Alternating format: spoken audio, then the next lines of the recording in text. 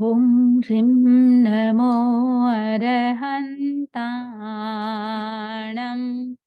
ॐ ह्रीं नमो सिद्धाणम्। ॐ ह्रीं नमो आयर्याणम्। ॐ ह्रीं नमो उवाझायाणम्। ॐ ह्रीं नमो लोये सवसाहूणम्। ऐसो पंचनमोकारो स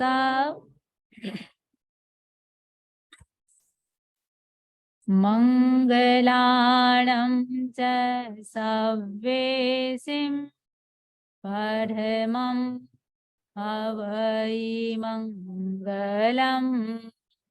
परमं हवै मंगलम्। सावधान, कुछ समय के लिए कायगुप्ती का अभ्यास करेंगे। आंखें कोमलता से बंद, रीढ़ की हड्डी व गर्दन सीधी रहे। मन शांत, शरीर को स्थिर शिथिल एवं तनाव मुक्त करें। कहीं कोई हलन चलन नहीं, स्थिरता।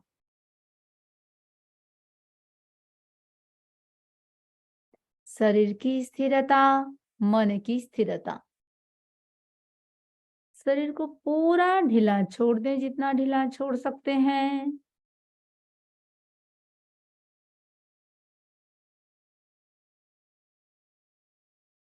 कहीं कोई अकड़न नहीं, तनाव नहीं, पकड़ नहीं, पूरा ढीला छोड़ें।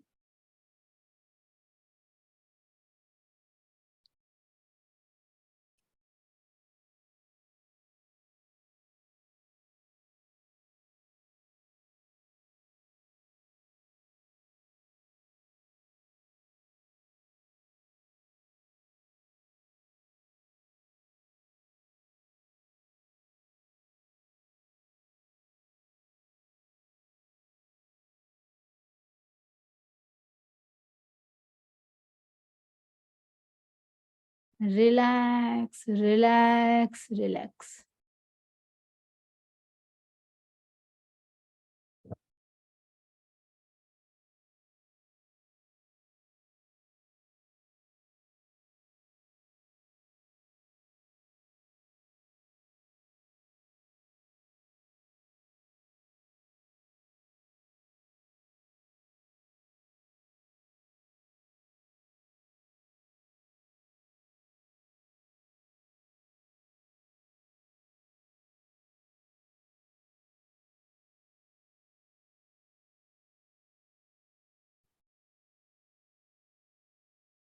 गहरी गहरी शांति, केवल शांति।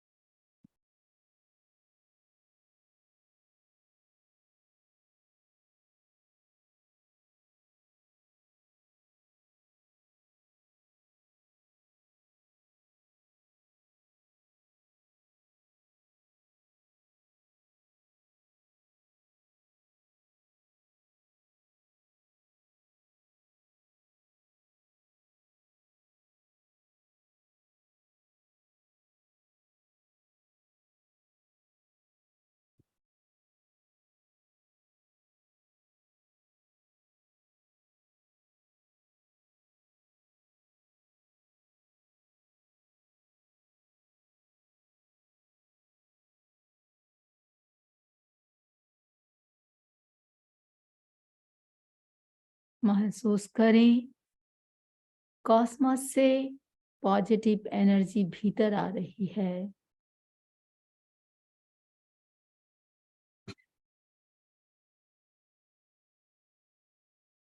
शांति के परमाणु भीतर आ रहे हैं।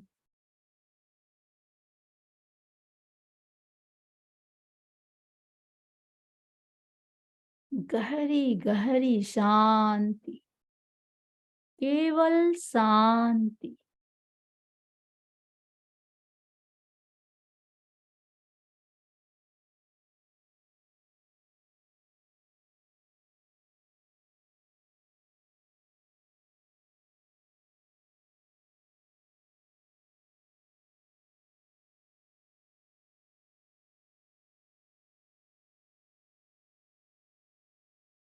दो तीन लंबा गहरा श्वास लें, लंबा गहरा श्वास छोड़ें।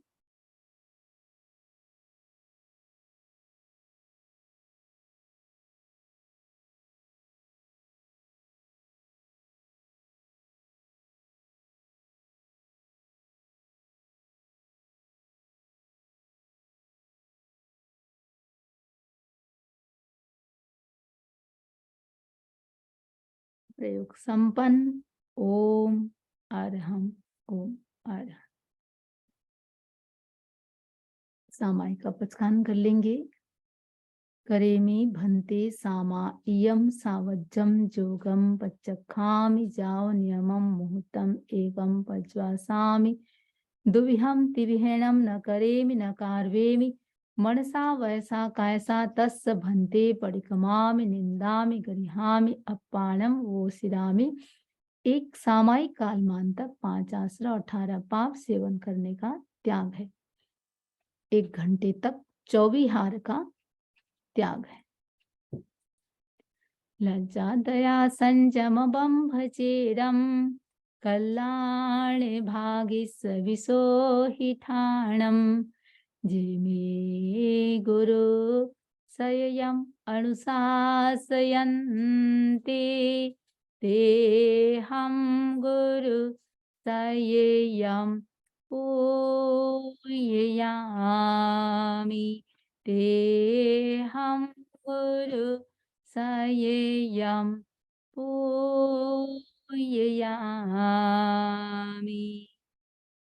आराध्य को नमन। उपस्थित बंधुओं बहनों, कुछ प्रश्नों के साथ मैं अपनी बात को कहना चाहूंगी, तो प्रश्न पूछूं? तैयार है सब? लाइफ का सबसे बड़ा अचीवमेंट क्या है?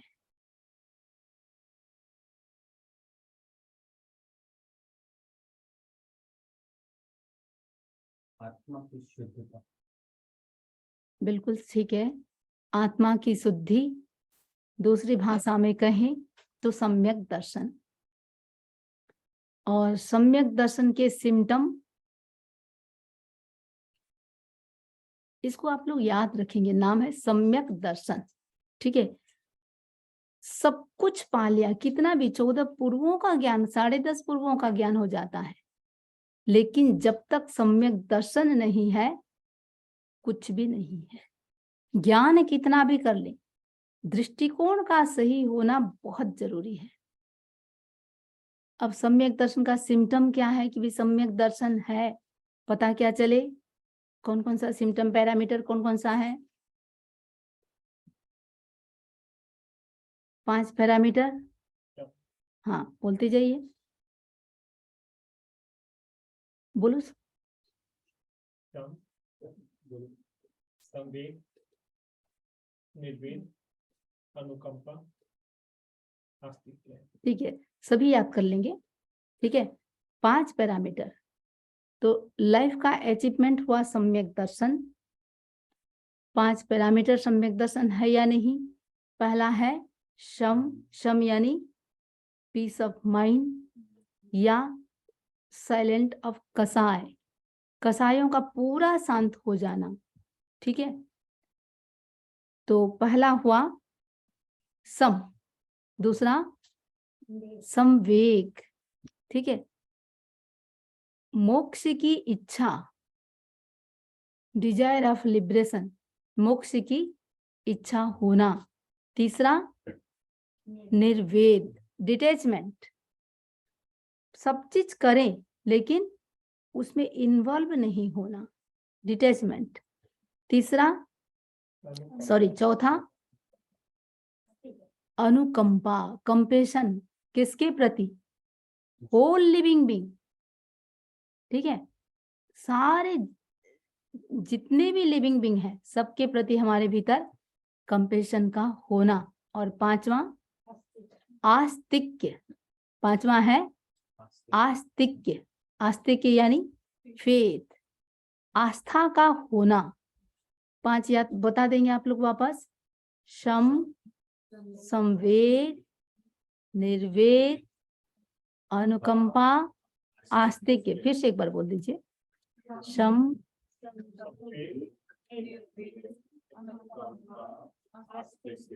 आस्तिक्य। ठीक है, एकदम याद कर लेंगे, जैसे खुद का नाम याद रहता है वैसे कुछ चीजें अपन को बाय हार्ट हो याद रहना चाहिए। तो ये 5 पैरामीटर। ठीक है, आप लोग सब अध्यात्म की साधना कर रहे हैं, तो स्पिरिचुअल डेवलपमेंट का फाउंडेशन यदि कुछ है तो वो क्या है? फाउंडेशन सम्यक दर्शन। ये हम सिम्टम की बात की। अब सम्यक दर्शन भीतर होगा तो और क्या क्या होगा? तो बहुत सुंदर भगवान ने बातें कही है, और क्या क्या होगा। तो सबसे पहला व्यक्ति का अज्ञान ज्ञान बन जाएगा।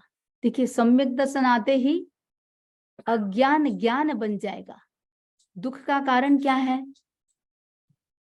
एक आप लोग खुद ही अपना एनालिसिस करें, आप सुखी हैं या दुखी हैं?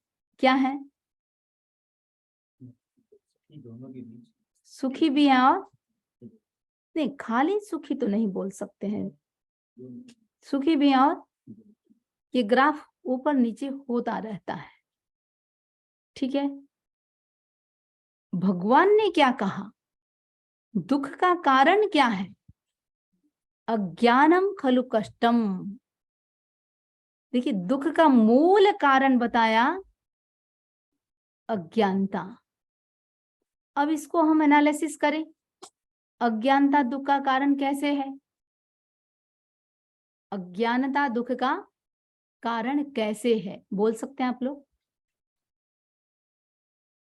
किसी ने आप पर गुस्सा किया, किसी ने ब्लेम किया, किसी ने कुछ किया, बोलिए सुखी होते हैं या दुखी होते हैं?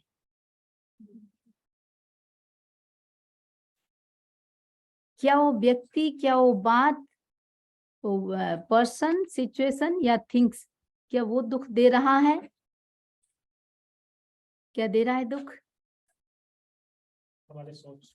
हमारी सोच। अब इसको एक छोटे से अपन एग्जाम्पल से आप लोग समझने का प्रयास करें। एक व्यक्ति फुटपाथ पर है, ठीक है, प्लेटफॉर्म पर, फुटपाथ पर रास्ते पे है, उसके लिए झोपड़ी तक नहीं है, सिर पे छत नहीं है। एक व्यक्ति छोटी सी झोपड़ी में है, तीसरा व्यक्ति एक फ्लैट में है, चौथा व्यक्ति एक बंगला में है। चारों दुखी हैं। प्लेटफॉर्म वाला क्या सोच रहा है? मुझे थोड़ा सा छत मिल जाए। झोपड़ी वाला क्या सोच रहा है? मुझे एक फ्लैट मिल जाए। बंगला वाला क्या सोच रहा है? वो कुछ और हाई, कुछ और बहुत बड़ा एकदम चारों तरफ गार्डन हो, ये हो, वो बहुत कुछ सोच रहा है। चारों भयंकर दुखी हैं। अब ऊपर से चले अपन, जो बंगला में था, दुखी था, उसको कुछ और बड़ा मिल गया। ठीक है, जो फ्लैट में था उसी बंगला पे आ गया, और जो झोपड़ी में था वो उस फ्लैट में आ गया, और जो प्लेटफॉर्म पर था वो उस झोपड़ी में आ गया। चारों क्या हुए? बहुत सुखी हुई। देखिए, जो झोपड़ी किसी और को दुख दे रहा था, अभी वही झोपड़ी किसी को सुख दे रहा है। बोलिए, ये सुख दुख का कारण क्या है? व्यक्ति की सोच है। ठीक है, आप कपड़े से परेशान हैं, डोनेशन देते हैं, कपड़े पहना हुआ कपड़ा देते हैं, सेकेंड हैंड की चीजें लोग लेते हैं। एक व्यक्ति परेशान होकर के उसको बेच रहा है, और दूसरा खरीद करके उसको सुखी महसूस हो रहा है, खुश हो रहा है कि मैं कितने सस्ते में मिल गया मुझे। अब ये सुख का कारण क्या बना, दुख का कारण क्या बना? हमारी अपनी सोच। तो भगवान ने क्या कहा? अच्छा, आप लाइफ में 24 घंटे में ही देख लें, अपन बच्चों से परेशान हो जाते हैं, बीवी से, वाइफ से परेशान होते हैं, हस्बैंड से परेशान होते हैं।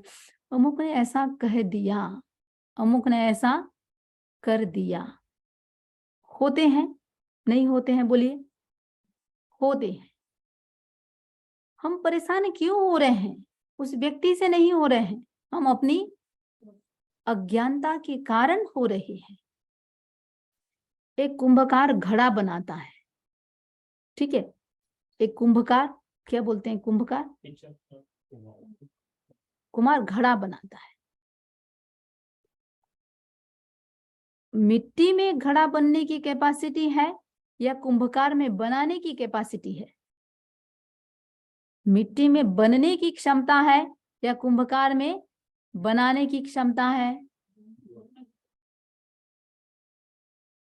यदि कुंभकार में बनाने की क्षमता है, क्या रेत से घड़ा बना सकता है? रेत जो होता है बना सकता है? तो एक हुआ निमित्त, दूसरा हुआ उपादान। ठीक है, कुम्हार क्या है? निमित्त है, उपादान मिट्टी है।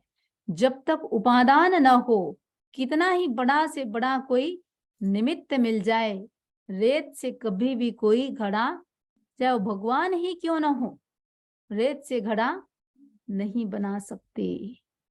उपादान हमारे भीतर है आज। अच्छा, अब जैसे ही सम्यक दर्शन आएगा, अज्ञान क्या बन गया? ज्ञान बन गया। कैसे बना? सोच बदल गई, सोच बदल गई।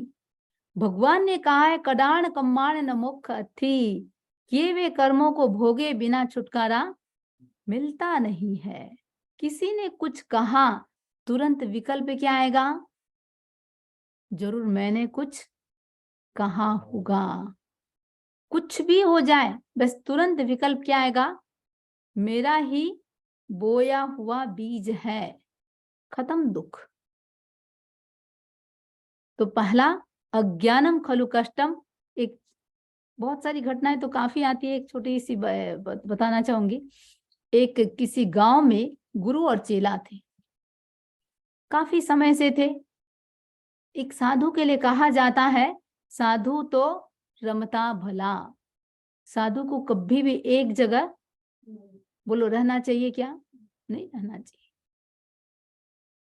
तो एक दिन गुरु ने शिष्य से कहा, चेला चलो पास के गांव में चलते हैं। चेला ने कहा, अरे इतना अच्छा, लंदन वाले सारे जो हैं, इतनी भक्ति भावना है, रहने के लिए स्थान बढ़िया है, खाने के लिए बड़ी गोचरी मिल जाती है, क्यों अपन बिना मतलब उदिर ना करें, अपन तो यहीं रहेंगे। गुरु ने खूब समझाया, चलो चलते हैं। चेला माना नहीं। गुरु ने कहा तू जान, तेरा काम जाने, मैं तो चला, चलता बना। इधर अब शिष्य पर कंट्रोल करने वाला कोई था नहीं, और लोगों के भीतर भक्ति भावना थी। मस्ती से खाता था, मस्ती से सोता था, साधना ध्यान तो रह गया साइड में। अब हुआ ऐसा, खा खा के क्या हो गया, एकदम मोटा ताजा, चलना भी मुश्किल। उसी गांव में एक घटना घटती है। अब घटना क्या घटी, एक व्यक्ति जा रहा था, कोई नया मकान बना हुआ था, अचानक से वो मकान गिर गया। वो व्यक्ति एकदम भयंकर गुस्सा आया, भाई आज तो मैं बाल बाल बच गया, बाल बाल बच गया। यदि ये इतना सा भी नहीं होता तो व्यक्ति चल बसेगा, पता नहीं कितने लोग मौत की घाट उतर जाए। उसने राजा से कंप्लेंट कर दिया। पहले की परंपरा क्या थी, वो राजा लोग कान के कच्चे होते थे, दिमाग नहीं होता था। अब जैसे ही राजा से कंप्लेंट किया कि भाई ऐसे ऐसे आपको ये उस सेठ को फांसी की सजा देनी चाहिए, ऐसे कच्चे मकान बना देते हैं, तो राजा ने फांसी की सजा सुना दी। सेठ था थोड़ा सा समझदार, हमारे हसू भाई जैसे श्रावक रहा होगा। उसने उसने सोचा कि ऐसे कैसे फांसी पर लटकूं, ये तो ऐसा नहीं होना चाहिए। वो राजा के पास गया, राजन आपकी आज्ञा सिरोधार्य है, आदेश सिरोधार्य है, लेकिन सोचे जरा, मुझ जैसे इंसान को आप फांसी पर लटका भी देंगे, ये अपराध होना बंद नहीं होगा, क्योंकि मकान मेरा था, ठीक है, बनाया मैंने नहीं था। किसने बनाया था? कारीगर ने, कारपेंटर ने बनाया था। तो मुझे आप फांसी की सजा दे भी देंगे, ये कच्चे मकान बनना बंद नहीं होगा। बात तो ठीक है, किसको फांसी की सजा दे दिया? आदेश, भाई वो बनाने वाले को। उसको वो भी आया, उसने सोचा सेठ बच गया, मैं क्यों फांसी पर लटकूं। उसने राजा से कहा, राजन मुझे भी आपका आदेश सिरोधार्य है, ठीक है मैंने बनाया, लेकिन ये सारा कितने सारे स्टाफ थे, उन पर ध्यान दो, सारा कंस्ट्रक्शन तो मैंने नहीं किया है। तो भाई वो और दूसरे स्टाफ को बुलाए, उसको फांसी की सजा का आदेश दिया। उसने देखा कि भाई मैं भी क्यों फंसूं। उसने कहा, राजन जरूर मैंने जो ईंट वगैरह ये क्या दीवार वगैरह बनाया है, ये कच्चा बना। क्यों बना? क्योंकि जो घोल था ना, ये मिट्टी और चूना जो भी इस घोल होता है सीमेंट का, वो गीला रह गया, उसके कारण ये कच्चा बन गया। पानी मैंने नहीं डाला था, पानी डालने वाला कोई और था, उसको फांसी की सजा दे दो भाई। अब उसको बुलाया गया, उसने कहा, राजन पानी तो मैंने डाला। क्यों डाला? उसका कारण देखो आप, उसका कारण बताया। ये जो सेठ है, उसकी पुत्र वधू उधर से जा रही थी, पैरों में पहनी थी पायल, ये पायल की छिमछिम की आवाज, डाइवर्ट हो गया दिमाग। क्यों तो गई उधर से, क्यों तो मेरे हाथ से पानी ज्यादा गिरे, बुलाओ भी उसको। उसने सोचा, अरे बिना मतलब मुझे फांसी का आदेश। उसने कहा, राजन भगवान ने कहा है, काले कालम समाये रे, जो काम जिस समय करना चाहिए उसी समय करना चाहिए। अब जिस समय जो काम होगा, हम ये तो ना देखेंगे पानी गिरा रहा है कोई तो हम बाद में जाए। बोले, राजन आप उन पर ध्यान दो, ये सुनार लोगों ने ऐसा पायल ही क्यों गढ़ा कि छिमछिम की आवाज आए और किसी का ध्यान बटे। बुलाओ सुनार को। सुनार आया, उसने कहा, राजन फांसी का आदेश मुझे स्वीकार है। आप जरा सोचें, ये लोहार लोग इंस्ट्रूमेंट ऐसा बनाते क्यों हैं जिससे ऐसा हम लोग घट सके। बुलाओ भी किसको? लोहार को। एक मरियल सा एक ही लोहार था उस गांव में, उसको बुलाया गया। उसने देखा इतने सारे लोग बच गए हैं, मुझे भी कुछ दिमाग लगाना चाहिए। उसने कहा, राजन मुझे आपकी सूली की सजा स्वीकार है, मैं ठहरा मरियल, ये हाड़ कंकाल निकला हुआ, ये बेचारी आपकी सूली राजी भी नहीं होगी, उसको भी अच्छा नहीं लगेगा। अच्छा है किसी मोटे ताजे को सूली पे लटका दो। अब राजा ने क्या कहा, जाओ किसी मोटे ताजे को लेके आओ। किसको लेके आए? अब संयोग से कर्मचारी जा रहे हैं और चेले महोदय पहला ही दिन था, उस दिन बाहर निकले हैं, पकड़ लिया। अरे कहाँ ले जा रहा हो? ये मत पूछो, राजा का आदेश है। अरे आदेश क्या है? बोले फांसी की सजा। बेचारा क्या करे? अब एक पूछी जाती है अंतिम इच्छा क्या है? मरते वक्त इंसान की अंतिम इच्छा पूछी जाती है, भाई अंतिम इच्छा क्या है? क्या कहा? क्या कहा? एक बार गुरु से मिला दो, एक बार गुरु से मिला दो। गुरु को बुलाया गया तो पकड़ लिया पाँव, कुछ उपाय करो। गुरु ने कहा तुम जानो, तुम्हारा काम जाने, मैंने तो कहा था यहाँ से चलो, कुछ भी हो जाए उपाय तो आपको करना पड़ेगा। पकड़ लिया पाँव, छोड़ा नहीं। गुरु ने शिष्य से कहा, चेला से कहा, एक काम करो, तुम बोलो मुझे फांसी लगाओ और मैं बोलता हूं मुझे फांसी लगाओ। अब दोनों बोलने लगे। अब बेचारे किसको, एक को लगाना है, किसको लगाए?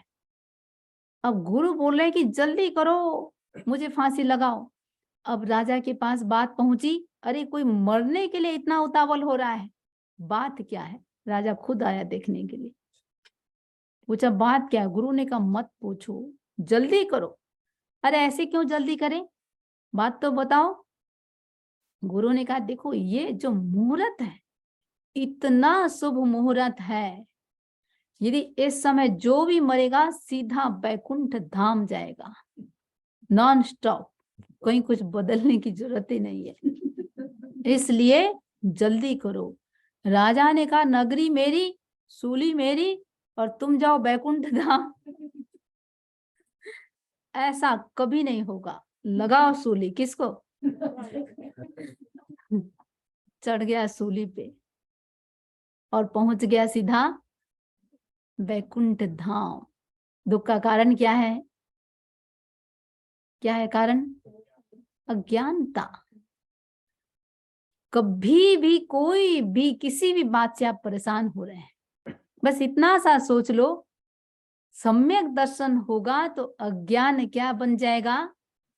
ज्ञान बन जाएगा, यानी वो इंसान कभी दुखी होगा ही नहीं। तो ये अज्ञान ज्ञान बन जाएगा। अब जैसे कल ही किसी ने मुझे पूछा, बोले समरी जी एक लेक्चर में सुन रही थी, अभी अपन का जो संडे का चलता है, बोले आपने एक प्रसंग सुनाया था, चूहा जा रहा है और बिल्ली उसको यदि पकड़ती है, अपन बचाते हैं तो क्या होगा? उसने एग्जाम्पल ये दिया, बोले मैं दाना डालती हूँ, पक्षी आते हैं और साथ में क्या आती है? बिल्ली। बिल्ली आती है भी उसके लिए अच्छा भक्ष्य तैयार है, मुझे क्या करना चाहिए? क्या करना चाहिए? बिल्ली यदि उन पक्षियों को खाने के लिए आ रही है तो क्या करना चाहिए? है, बोलो तो सही। बिल्ली का दूध दे सकते है, हैं, बिल्ली को अलग से दूध दे उस समय बिल्ली को दूध नहीं दिखेगा, उस समय वो पक्षी दिख रहे हैं, है ना। बच्चों को जब होटल दिखने लग जाए, कितना ही बढ़िया पिज्जा बना दो और कितना ही बढ़िया नूडल्स मैगी बना दो, उनको क्या दिखेगा? होटल ही दिखेगा।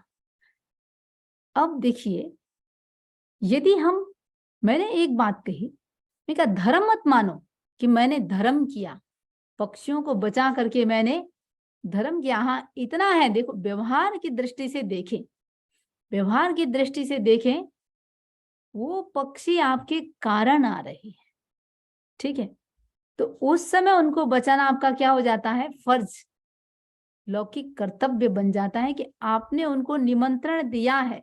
अच्छा ये मत बोल देना कि मैं दाना डालने की बात कर रही हूँ और पक्षियों को बचाने की बात कर रही हूँ। यहाँ आप ये समझें, धर्म की बात यदि देखें, 18 पाप का नाम मुझे नहीं पता कितनों को आता है। 18 पाप में 2 पाप का नाम अभी मैं बताना चाहूंगी, राग और द्वेष। देखिए राग भी पाप है और द्वेष भी बात समझे आप लोग?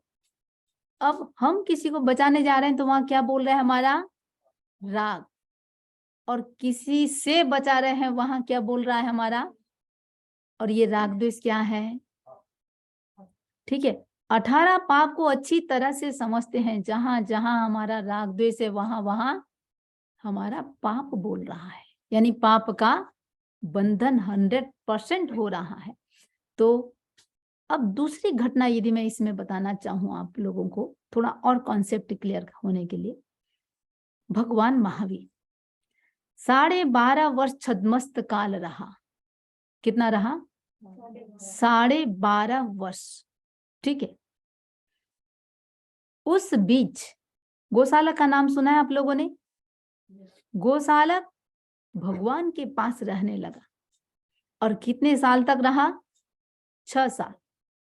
भगवान के पास 6 वर्ष रहा। उस बीच होता क्या है, घटनाएं खूब सारी घटी। मैं जो कहना चाहती हूँ, एक छोटा सा संदर्भ। किसी ऋषि को ये गोशालक थोड़ा प्रकोपित कर दिया। अब वो ऋषि को इतना गुस्सा आया, उसने तेजोलेस्या का प्रयोग किया, यानी मारने के लिए तेजोलेस्या छोड़ा। उसी समय भगवान महावीर ने क्या किया, शीतलेस्या का प्रयोग किया और उस तेजोलेस्या को उन्होंने निरस्त कर दिया, यानी गोशालक को बचा लिया। ठीक है, ये कब बचाया है? जब भगवान साधना कर रहे हैं, अभी तक केवल ज्ञान हुआ नहीं है, अभी तक उनके मोहनी कर्म विद्यमान है। राग द्वेष क्यों आता है? कौन से कर्म के कारण? आप लोग को सबको समझ में आ रहा है या ऊपर से जा रहा है? इसलिए मैं थोड़ा एग्जाम्पल से समझाने का प्रयास कर रही हूं। भगवान ने बचाया, बचाने का कारण गोशालक के प्रति राग का भाव आया। ठीक है, अब समय बीता, भगवान को केवल ज्ञान हो गया। केवल ज्ञान होने के बाद 6 साल के बाद ये गोशालक तो अपना चल दिया, और उसके बाद वो अपने आप को केवली कहने लग गया, और भगवान के प्रति थोड़ा द्वेष भी बोलने लग गया। सब कुछ हुआ। एक बार उसको पता चला कि भगवान कह रहे हैं कि गोशालक को मैंने मेरा शिष्य रहा है। ठीक है, मैंने मुझसे वो ज्ञान सीखा है, और किसी के थ्रू से उसको पता चला। भयंकर गुस्सा आया, ऐसे कैसे बोल रहे हैं।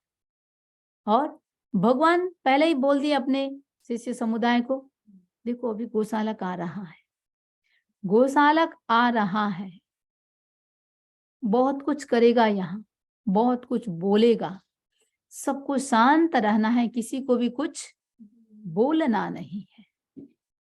अभी कोई आ करके समरी जी को उटपटांग बोलने लग जाए, आप लोग चुपचाप बैठे रहेंगे? कोई नहीं बैठेगा चुपचाप।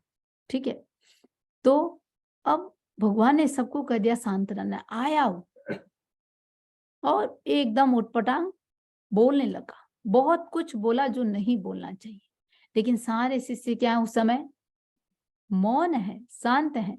2 शिष्य जो बाहर से आए, और भगवान की ये बात उन्होंने सुनी नहीं थी, सुनी नहीं थी। अब उसने भगवान पर तेजोलब्धि का प्रयोग भी किया, तेजोलेस्या छोड़ी थी। अब जैसे ही वो 2 शिष्य आए, और जैसे ही देखा भगवान को उटपटांग बोल रहा है, तो तुरंत वो बोल गए। अब बोलते ही गोशालक ने क्या किया, उन दोनों को वहीं पर तेजोलेस्या छोड़ करके भस्म कर दिया, जला दिया। क्या भगवान उन 2 शिष्यों को बचा नहीं सकते थे? क्यों नहीं बचाए? क्यों नहीं बचाए? मोहनी कर्म नहीं है। बात समझे आप लोग? अब व्यवहार के धरापल देखिए, सब चीज करते हैं, लेकिन धर्म मत मानो उसको। धर्म मत मानो कि हम किसी को बचा करके बहुत बड़ा धर्म का काम कर लिए। तो हम यहाँ बात कर रहे हैं अज्ञानम खलु कष्टम। जैसे ही सम्यक दर्शन आएगा, आते ही अज्ञान ज्ञान बन जाएगा, पात्रता बदल जाएगी, सम्यक दर्शन आएगा। दूसरी बात और सबसे बड़ी बात, विवेक का जागरण। सब चीज है और विवेक नहीं है तो कुछ भी नहीं है। एक व्यक्ति 23 घंटा मौन करता है, कितना? 23 घंटा। 1 घंटा जो बोल रहा है उसमें महाभारत रच देता है। उस 23 घंटा मौन को आप अच्छा मानेंगे? हाँ या ना? देखिए, नहीं बोलना शांति है। नहीं मतलब अगर वो 23 घंटे मौन और 1 घंटे में झगड़ा कर रहा है तो बेटर है वो 24 आवर्स ही मौन ले ले। नहीं वो तो वो देखो अलका, वो नहीं बोल सकते हैं कि कितना वो मौन कर ले, वो अपने हाथ में नहीं है। बात अपन कर रहे हैं वो 23 घंटा मौन की सार्थकता हुई क्या? सार्थकता नहीं हुई। ठीक है, तो विवेक का मतलब क्या है? देखो, मौन करना भी बड़ी बात नहीं, बोलना भी बड़ी बात नहीं। ठीक है, कोई उपवास कर रहा है, उपवास कर रहा है और दिन भर खाऊं खाऊं, अरे पालने में मेरा ये करना वो करना, पूरा घर को सिर पे उठा लेता है। वो उपवास को, तपस्या को अच्छा मानेंगे? या आज मेरा पालना है, मुझे ये भी चाहिए, ये भी चाहिए, ये भी चाहिए, 5 दिन का खाना एक साथ खा लेता है, अच्छा मानेंगे? खाना छोड़ना बड़ी बात नहीं है, खाना खाना भी बड़ी बात नहीं है, बोलना बड़ी बात नहीं है, और नहीं बोलना भी बड़ी बात क्या है? विवेक का होना। विवेक यानी कि 5 चीज हमेशा हमारे साथ रहे। क्यों, कैसे, कितना, कहाँ और कब। कोई भी चीज हम कर रहे हैं, क्यों कर रहे हैं, कैसे कर रहे हैं, कितना कर रहे हैं, कहाँ कर रहे हैं और कब कर रहे हैं। एक कोई शोक संतप्त परिवार में गया, अभी अभी किसी का डेथ हुआ है, जाकर के वहां हंसी मजाक करने लग जाएंगे क्या? आप बोलेंगे भाई मैं ऐसे उदास माहौल में नहीं रह सकता हूँ। अरे नहीं रह सकते, माहौल देखो कहाँ पर गए हो। और कोई खुशी का माहौल है और वहां पर जाके रोने लग जाएंगे। एक देखा मैंने, एक भाई बड़े परेशान थे, हम उनके घर पे थे, बहुत दुखी थे। दुख का कारण क्या बताया? नहीं अज्ञान तो ठीक है, वो खुद का कारण बता रहे हैं, हम यहाँ विवेक की बात कर रहे हैं। उन्होंने कहा समरी जी, सब प्रकार की हमारे घर में सब सुख के सारे साधन हैं, सब प्रकार की अनुकूलताएं हैं, लेकिन उठने के साथ बीवी का रोना चालू हो जाता है। और विशेष रूप से कोई अच्छा फंक्शन हो, कहीं अच्छे जगह जा रहा हूँ, कुछ भी कर रहा हूँ, रोना चालू हो जाता है। रोने का कारण क्या बताया? देखो, मैं तो इतना सुखी हूं, यहाँ तो सब कुछ है, मेरा भाई बेचारा दुखी है। अब बोलो ये समझदारी है या ना समझी है? हाँ, उसने लंबी बात बताई कि उसके पियर वालों के लिए बेचारा क्या क्या करता है, बहुत सारी बात बताई। फिर भी बोले जिसकी किस्मत में कुछ नहीं हो क्या करें? विवेक का होना, कहाँ, कैसे, कितना, ये जब तक हम नहीं जानेंगे तब तक एक जो लाइफ का आनंद आना चाहिए वो आता नहीं। एक बोलेंगे ना बचपना है, बचपना का मतलब क्या है? एक बोलेंगे फुअर है, फुअर यानी अब बहुत कुछ कर भी, मूर्ख नहीं, फुअर को मूर्ख नहीं बोलेंगे, है? हाँ फूड बोलते हैं ना, नहीं हाँ उटपटांग कुछ, जैसे अभी जैसे मान लो खाना खा रहा है कोई, सपोज एक बात सुनो, अब गिराते हुए खा रहा है, फटाफट खा रहा है, अब भूख तो 2 की और फटाफट 4 खा लिया भी और कोई खत्म ना कर दे, उसको क्या बोलेंगे? फूड है। ठीक है, उसको फूड बोलेंगे। या उसको एक बोलते हैं अपन बचपना। बचपना यानी हमारी, हाँ, जैसे एक एक उम्र तक बचपना अच्छी बात है, बचपन में बचपना अच्छी बात है, बचपन में बचपना वो खटकता है। तो हमारे भाई लोग बड़े काफी परेशान रहते हैं कि बीवी में अभी तक बचपना गई नहीं। तो खैर है, बोलते हैं। तो हसू भाई सोच रहे हैं चलो मैं अकेला ही नहीं सोचता और भी सब सोचते।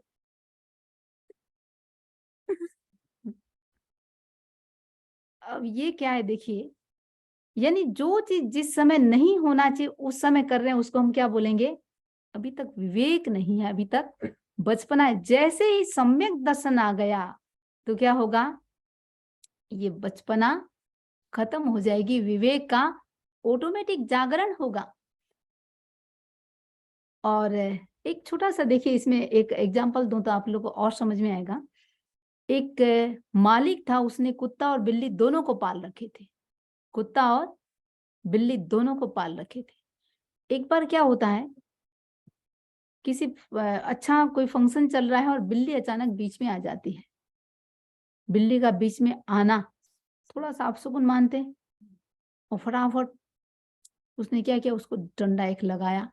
म्याऊं म्याऊं कर रही थी, डंडा लगा दिया। कुत्ते ने देखा, अरे बोलने का मतलब डंडा खाना, आज के बाद मैं तो बोलूंगा नहीं। रात को चोर घुस गए। कुत्ता क्या किया? बोलने का मतलब क्या खाना? डंडा। बोला नहीं बेचारा। मालिक उठते ही क्या किया, कुत्ते को मारा डंडा। बोला नहीं, रात को चोर घुसे। उसने सोचा बड़ी मुसीबत, बोलो तो भी डंडा खाओ और नहीं बोलो तो भी डंडा खाओ। एक बच्चे ने कहा, समरी जी मैं क्वेश्चन बहुत पूछता हूँ, अपने जेबीवी की बात बता रही, बहुत पूछता हूँ, मैं समरी जी को आगे चलने ही नहीं देता हूँ, और मेरे कारण अभी तक कोर्स जहां था ना इतना क्वेश्चन पूछता हूँ, इतना क्वेश्चन पूछता हूँ। मैंने कहा भैया क्वेश्चन पूछना अच्छी बात है, खूब पूछो, लेकिन पहले समरी जी को 45 मिनट बोलने दो, और फिर भी बीच में क्वेश्चन हो रहा है तो क्या करो, उस क्वेश्चन को नोट कर लो। अब उसने पिछले सेशन में पूछा होगा और समरी जी को बोल दिया। समरी जी मुझे बता रहे थे, वो लास्ट में क्वेश्चन पूछा और बोला कि समरी जी ने मुझे कहा था इसलिए मैं बीच में नहीं पूछा। तो मैं बात ये बता रही हूँ, विवेक का होना सबसे बड़ी बात होती है। विवेक का होना, तो सम्यक दर्शन होगा तो अज्ञान ज्ञान बन जाएगा, विवेक का जागरण ऑटोमेटिक होगा। और तीसरी बात देखिए, अंतर्दृष्टि का जागरण। हमारी 2 आंखें हैं। आंखें कितनी है? 3 है या 2? देखा, हसु भाई के पास 3 आंखें हैं। कौन कौन सी? तीसरा हमारा ये नेत्र है, जो सबके पास है, शिव जी के पास ही नहीं है। देखिए, एक राग की आंख है, दूसरी द्वेष की आंख है, और तीसरी है समता की आंख। ये समता की आंख, समता का नेत्र जागृत क्यों नहीं होता? क्योंकि हम इन 2 आंखों का ही प्रयोग करते हैं। मैंने एक भाई को देखा, यहाँ वो ब्लाइंड है, आंखों से देख नहीं सकते हैं, सब काम करते हैं, देखने वालों को ही बोलेंगे आप गलत हो। जगदीश भाई को आप लोग सब जानते हैं, दोनों काम करते हैं, विनू भाई, जगदीश भाई। मुझे आश्चर्य हुआ, वो नाप करके, इंचिटेड नाप करके भी जितना परफेक्शन उनमें नहीं है उतना परफेक्शन किन में है? बिना देखे भी। वो बोले समझी जी मैं दुखी नहीं हूं, मैंने अपने इस अंधेपन को मैंने अपना स्ट्रेंथ बना लिया, दूसरी इंद्रियों को मैंने इतना एक्टिव कर लिया कि ये आंख से नहीं दिखना मेरे लिए समस्या नहीं है। मैं खाना भी बनाता हूं, मैं किसी चीज के लिए मैं डिपेंड नहीं हूं, सब चीज करता हूं, और अपनी एरिया में गाड़ी भी चलाता हूं। बाहर नहीं चलाता, लेकिन अपनी एरिया में मैं गाड़ी भी चलाता हूं। बोली पॉसिबल है? मुझे तो थोड़ा डाउट हुआ, कहीं ऐसा तो ना हो कि देख रहे हैं उनकी एक्टिविटी एक्शन ऐसा नहीं लगता है कि सामने वाले को नहीं दिख रहा है, हालांकि देखो नहीं दिखता, आप लोगों को सबको पता है। अंतर्दृष्टि, यहां मैं क्या कहना चाहती हूं, अंतर्दृष्टि का होना, व्यक्ति सब कुछ कर लेता है अंतर्दृष्टि। ईसा मसीहा जा रहे थे, एक जन्मांध व्यक्ति उनके पीछे दौड़ा, पकड़ लिया पांव। मसीहा ने पूछा, बोलो क्या चाहते हो? उसने कहा आपको पता है? मसीहा ने कहा तथास्तु। जन्म से अंधा था, बाय बर्थ वो ब्लाइंड था। और हुआ क्या, मसीहा के आशीर्वाद से आंखें आ गई। एक दिन की बात, मसीहा जा रहे हैं और उन्होंने देखा एक व्यक्ति किसी वेश्या के पीछे दौड़ रहा है। थोड़ा डाउट हुआ, शायद ये वही व्यक्ति है जिसने मेरे से आंखें मांगी थी। रोका, क्या तुम वही व्यक्ति हो कुछ दिन पहले जिसने मेरे से आंखें मांगी थी? उसने कहा, आपने ठीक पहचाना, क्या मैंने इसीलिए आंखें दी थी, ऐसा गलत काम करो? उस व्यक्ति ने जवाब क्या दिया, काश अच्छा होता बाहर की आंख के साथ साथ भीतर की आंख भी जगा देते। समस्या क्या है, सिर्फ हमारी बाहर की आंखें खुली है। जैसे जैसे ये सम्यक दर्शन का जागरण होता है तो भीतर की आंख भी ऑटोमेटिक खुल जाती है, जिसको हम बोलेंगे अंतर्दृष्टि का जागरण। 4 वैज्ञानिक थे, जा रहे थे, सबकी अपनी अपनी क्वालिटी होती है। उन्होंने जंगल के रास्ते से जा रहे थे और एक शेर का कंकाल पड़ा था, हाड़ हड्डियों का ढांचा पड़ा था। एक ने कहा, मेरे में वो क्वालिटी है, इसको मैं मांसल बना सकता हूँ, मांस भर सकता हूँ, मसल्स सारे भर सकता हूँ। सबने कहा, भी भर दो। दूसरे ने कहा, मेरे में ये क्वालिटी है कि इसमें मैं ब्लड सारा कर सकता हूँ। उसने उसको ब्लड का संचार कर दिया। तीसरे ने कहा, मैं इसके अंगोपांग का निर्माण कर सकता हूँ, सारे बॉडी, हाथ पांव सब चीज बना सकता हूँ। उसने बना दिया। चौथे ने कहा, मैं इसमें प्राण का संचार कर सकता हूँ। क्या कर सकता हूँ? प्राण का संचार कर सकता हूँ। अब देखिए, जैसे ही उसने कहा मैं प्राण का संचार कर सकता हूँ, तीनों ने कहा रुक जाओ। अब प्राण का संचार करते क्या होगा? शेर तो जिंदा हो जाएगा, खा जाएगा। बोले रुक जाओ, ऐसी भूल करो मत। उसने कहा, जब आप तीनों ने अपनी अपनी क्वालिटी दिखाई, मैं क्यों पीछे रहूं, मैं भी करूंगा। बोले ठीक है। माना नहीं तो बोले ठीक है, करना। हमको एक बार पेड़ पे चढ़ने दो। तीनों पेड़ पे चढ़ गए। अब जैसे उसने प्राण का संचार किया, अब बेचारा भूखा प्यासा शेर क्या किया? क्या किया? पेड़ पे कैसे चढ़ेगा शेर? पेड़ पे चढ़ता है क्या? राजेश जी, चढ़ते हुए देखा है शेर को पेड़ पे? अब देखिए क्या किया उसने, वो जो जिसने प्राण का संचार किया उसी को खा लिया, आत्मा को नहीं जगाया। देखिए, जहां जहां हम आत्मा को नहीं जगाएंगे, वहां वहां ऐसी समस्याएं होती रहेगी। बहुत जरूरी है भीतर की चेतना को जगाना। तो पहला, अज्ञान ज्ञान बन जाएगा। दूसरा, विवेक का जागरण होगा। और तीसरा, अंतर्दृष्टि, उसकी चेतना जग जाएगी, अंतर्दृष्टि का जागरण होगा। और चौथी बात, यथार्थ का बोध। देखिए, यथार्थ का बोध, जो चीज जैसा है उसको वैसा देखेंगे। समस्या क्या है, हम उसके विपरीत देखना चाहते हैं। अपन क्या बोलेंगे? अमुक ने धोखा दिया। वो धोखा नहीं दिया, उसको आप पहचाने नहीं थे। बात ठीक है, उसको आप पहचाने नहीं थे। व्हाइट को जब हम येलो देखते हैं, वो समस्या है, या येलो देखना चाहते हैं। जो चीज जैसा, अच्छा ये आजकल जैसे मान लो बाल को काले करते हैं, क्रीम पाउडर लगाते हैं, फेशियल करते हैं, ब्यूटी पार्लर जाते हैं, किस लिए? जो जैसा है, हम जैसा है वैसा दिखना नहीं चाहते। क्या करना चाहते हैं? और सुंदर दिखना चाहते हैं। एक ने आचार्य महाप्रज्ञ जी के पास एक कोई बहुत बड़ा वैद्य था, आकर के कहा, मेरा लक्ष्य भी और आप मुझे आशीर्वाद दीजिए कि मैं जैसा हूं वैसा ही दिखूं, मैं जैसा हूं वैसा दिखूं।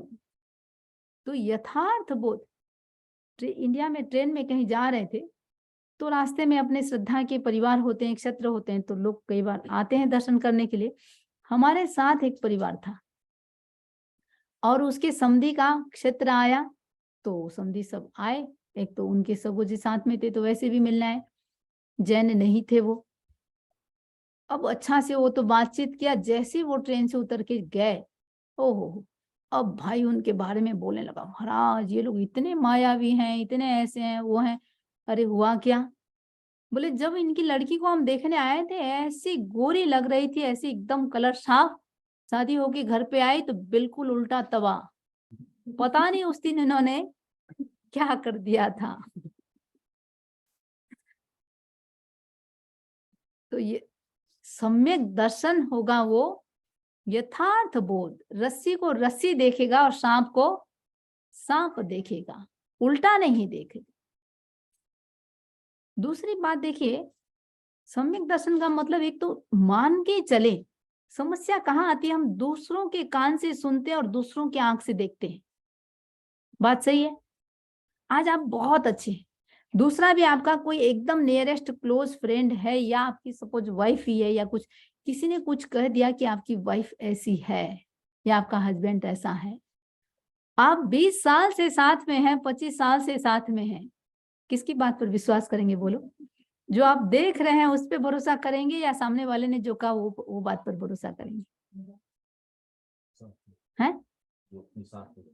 वो पहली बार आपसे मिला है, ठीक है, पहली बार मिला है, इतना कोई जानते भी नहीं है, फिर भी इतने साल तक मैं अंधेरे में था।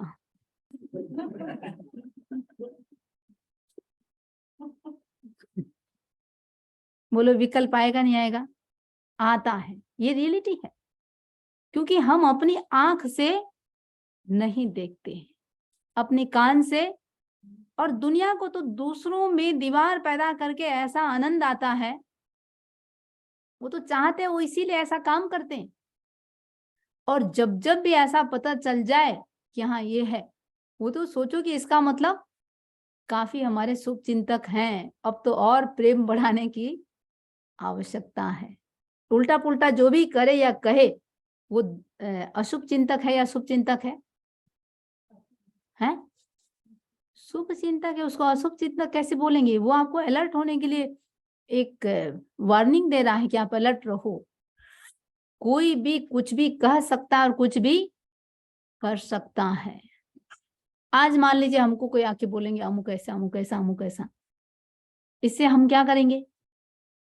अलर्ट हो जाएंगे ना कि हाँ, लोगों से कितने हमको सावधान रहना है, सिर्फ हमको ज्ञान देने से मतलब है, और बाकी किसी से कोई, हम क्यों किसी के लिए कोई पैरामीटर बनाने जाएं? कुछ भी, एवरीथिंग इज पॉसिबल, इम्पॉसिबल कुछ भी नहीं है। तो कुल मिला के सम्यक दर्शन होगा तो यथार्थ का बोध, जो जैसा है उसको हम वैसा देखेंगे। और सबसे बड़ी बात देखिए, सम्यक दर्शन होगा तो नेगेटिव सोचेगा ही नहीं, नेगेटिव भी उसका क्या बन जाएगा? पॉजिटिव। अब उसको हम यदि धर्म की भाषा में कहें, ये नेगेटिव और पॉजिटिव क्या चीज है? क्या चीज है? 18 पाप नेगेटिव, उस पाप को रोक देना, संवर कर देना, वो हो गया पॉजिटिव। बस उस दरवाजे को रोक देना है। 24 घंटा अक्सर बोलेंगे जो विचार नहीं आना चाहिए वो आता है, उटपटांग विचार आता है, ये आता है, ये सब क्यों क्यों होता है? इन हमारा खुद का थिंकिंग जब तक नेगेटिव होगा, तब तक, जब तक हम मतलब उस अनिष्ट विचार और ये सब चीज से बच नहीं सकते। और इसको हम दूसरे ढंग से देखें, श्वास जिसका जितना छोटा होगा वो व्यक्ति उतना नेगेटिव सोचेगा। और जहां जहां देखिए सम्यक दर्शन होगा, आयंक दंसी अहियासये, आचार्य सूत्र में भगवान ने कहा, जो आतंकदर्शी, जो सम्यकदर्शी होता है, वो आतंकों को देखता है। आतंक यानी पाप में इस ऐसा सोचूंगा तो मेरा ही अहित होगा, मेरा ही नुकसान होगा, मेरी ही गति बिगड़ेगी। जहां हम ये सोचने लग जाएंगे, ऑटोमेटिक हमारी सोच अपने आप बदल जाएगी। तो जितना नेगेटिव चिंतन से हम बच सकते हैं, एक छोटी सी घटना के साथ बात को भी संपन्न करना चाहूंगी। देखिए, नारद जी का नाम सुना है। ये सिर्फ कथाओं में नारद जी नहीं होते हैं, जैसे अपने तीर्थंकर होते हैं, बलदेव होते हैं, वासुदेव होते हैं। ये नारद जी भी एक पदवी है और ये होते। एक बार नारद जी स्वर्ग लोक से नीचे आए हुए थे। एक अच्छा उनका भक्त मिल गया। भक्त ने पूछा, नारद जी बहुत दिनों बाद दिखे हो, ये बताओ जा कहाँ रहे हो? भाई मैं तो स्वर्ग जा रहा हूँ। कितनी बार आपने मुझे कह दिया कि जरूर तुमको एक बार मैं स्वर्ग लेके जाऊंगा, तो कब लेके चलोगे? चलो भाई आज ही ले चलता हूँ।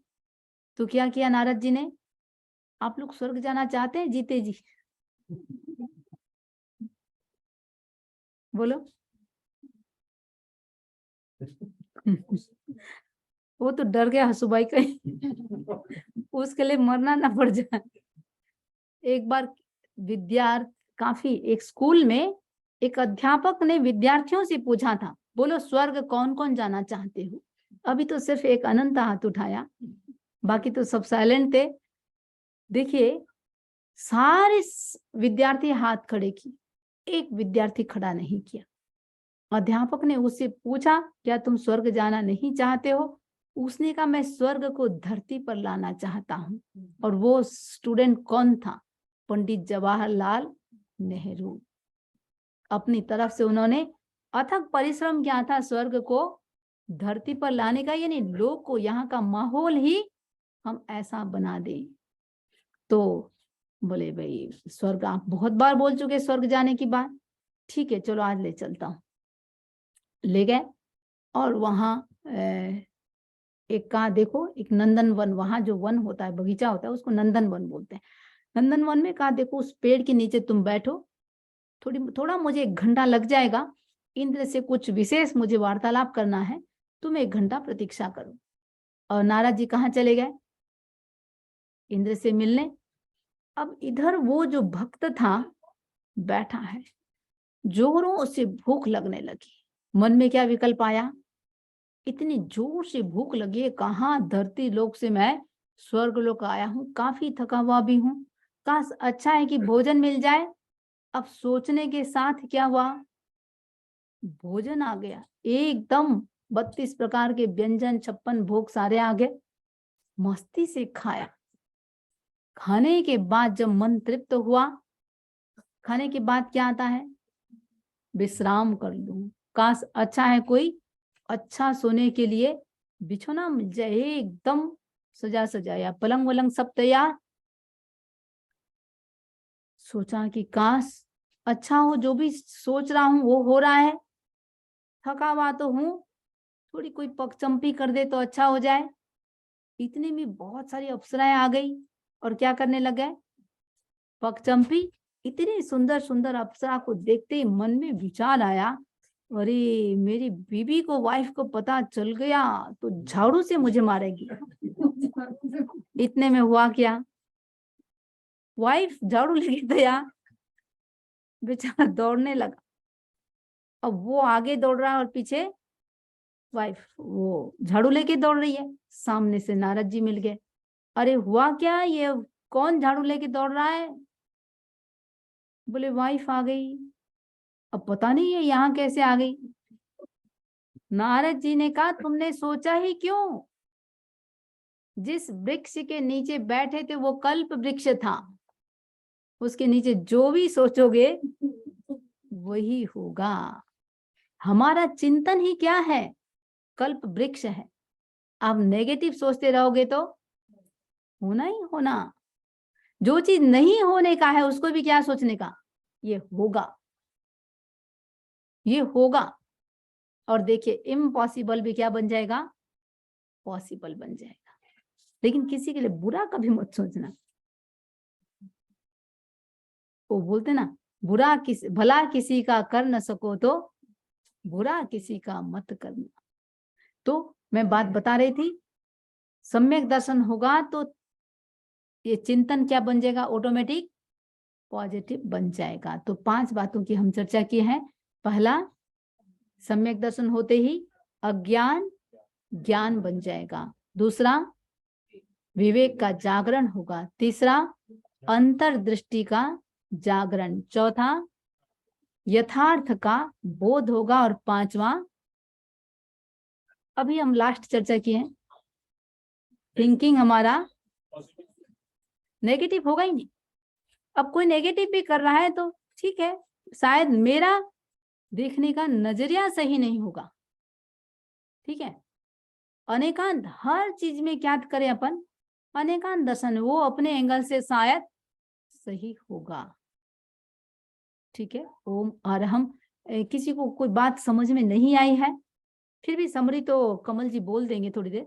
समझ में आई सबको बात? चलिए कमल जी थोड़ा बोल देंगे। हैं? नवमी सामयिक 2-4 मिनट रुक जाओ, है ना, पहले बोल दो। हाँ हाँ। Sadak Jai Virendra. So today we talked about the Samyak Darshan, which is right faith. So there are 5 characteristics of Samyak Darshan. Number 1, Sham, which is equanimity or the peace of mind. Second is Samved, which is desire for the liberation. Third is Nirved, which is detachment. Fourth